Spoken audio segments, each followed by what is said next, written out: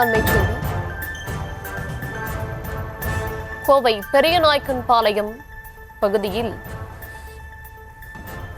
கல்லூரி பெண் பணியாளர் அளித்த பாலியல் புகாரில் திடீர் திருப்பமாக மற்றொரு தகவல் கிடைத்திருக்கிறது. விவரங்களுடன் இணைக்கிறார் செய்தியாளர் சதீஷ். சதீஷ், விவரங்களை வழங்கலாம்.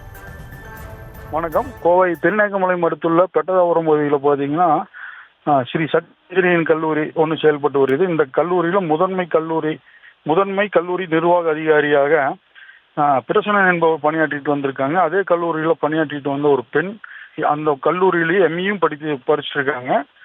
இந்த நிலைமையில் அந்த சிஇஓ பிரசன்னன் தன்னிடம் தவறாக நடக்க முயன்றதாக புகார் கொடுத்து அதன் அடிப்படையில் பெரியநாயக்கன்பாளையம் அனைத்து மகளிர் காவல் நிலைய போலீசார் வழக்கு பதிவு செய்து விசாரணை பண்ணிட்டு வர்றாங்க.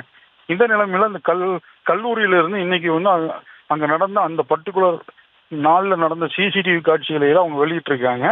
அதில் பார்த்தீங்கன்னா அந்த பெண்ணுடைய கணவர் ஸ்ரீதர் அப்படிங்கிறவரும் அந்த கல்லூரியில் ஏசி மெக்கானிக்காக வேலை செஞ்சுட்டு வந்ததாகவும், ஒரு குறிப்பிட்ட நாளில் அந்த ஏசி மெக்கானிக் அவர் கூப்பிடும்போது சரியான நேரத்தில் அவர் வராதனால வேற ஒரு ஆளை வச்சு ஏசி சரி செய்ததாகவும், அதனால் கோபமடைந்த அவர் கடந்த மார்ச் 21 இரவு, அதாவது அதிகாலை 2 மணி அளவில் தனது மனைவி அழைத்து கொண்டு அந்த பிரசன்னன் அப்படிங்கிறவரோட வீட்டுக்கு சென்று அவர் முன்னாடி நிறுத்தி இருந்த கார் கண்ணாடி, இருசக்கர வாகனம், வீட்டு ஜன்னல் கண்ணாடி உடைக்கிறதெல்லாம் அந்த சிசிடிவி காட்சியில் பதிவாயிருக்கு. இது குறித்து அந்த பிரசன்னன் என்கிறவரை காரமடை காவல் நிலையத்தில் புகார் கொடுத்திருக்காரு. இந்த மாதிரி உடைச்சிருக்காங்கன்னா அந்த புகாரின் அடிப்படையில் போலீசார் இந்த ஸ்ரீதர் மற்றும் ஒரு மனைவியை கூப்பிட்டு அழைத்து விசாரணை செய்த போது அவங்க அதுக்கு மன்னிப்பு கடிதம் தெரியாமல் செஞ்சுட்டோங்கிற மாதிரி மன்னிப்பு கடிதம் எழுதி கொடுத்துருக்காங்க. இப்போ அந்த கடிதமும் வெளியே வந்திருக்கு.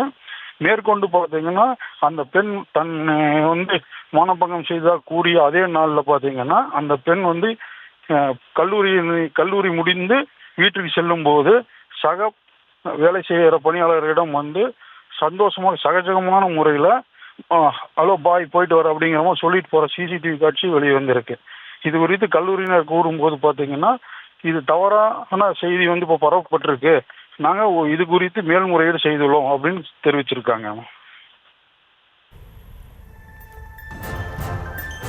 விவரங்களுக்கு நன்றி.